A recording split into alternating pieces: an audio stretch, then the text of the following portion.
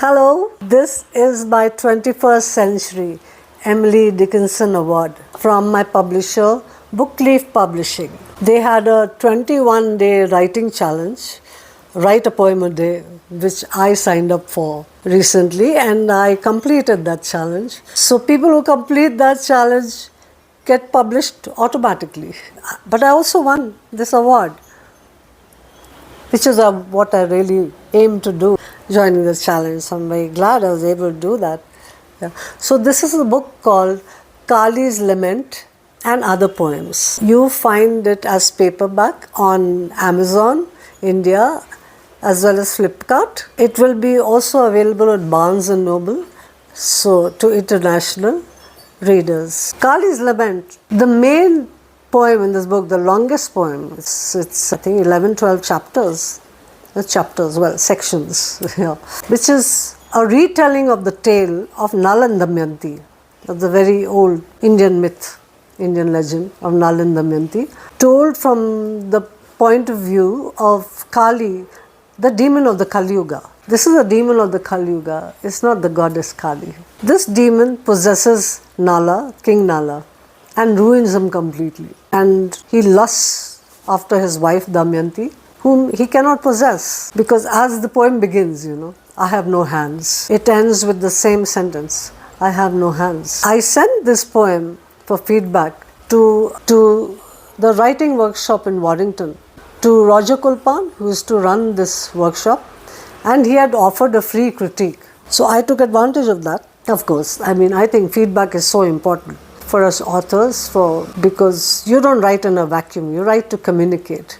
We write to communicate. We have to know whether the reader gets what we're saying. Sometimes they don't get what we say.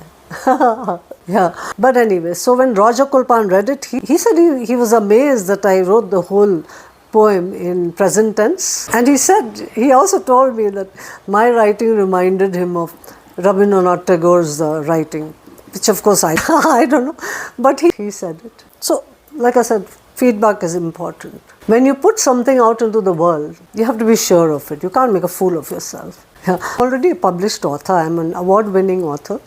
I had many short stories published in the Deccan Herald, the Karnataka Daily. My science fiction and fantasy was published by them. And also I had a book of short stories published by a Delhi publisher, Haranand.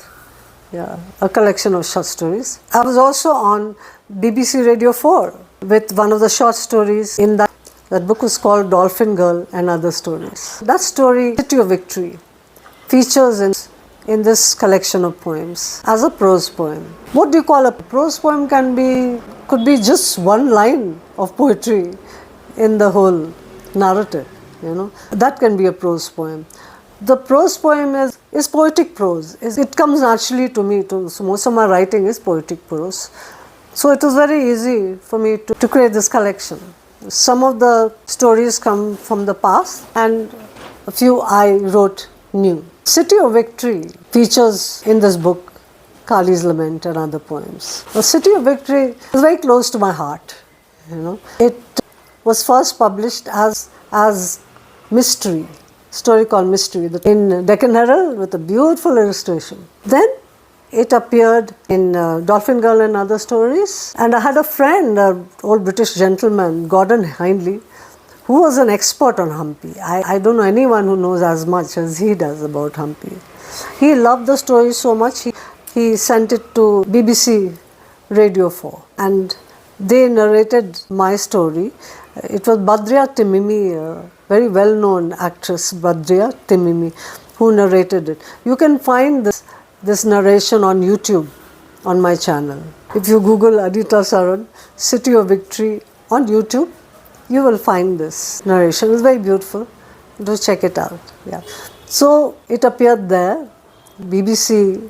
That I was so thrilled with that, being on BBC Radio 4. And then because Gordon knew so much about Hampi, he told me so much, the story just grew. It grew into a novella. City of Victory grew into a novella of the same name, which I had published with a website called Chili Breeze.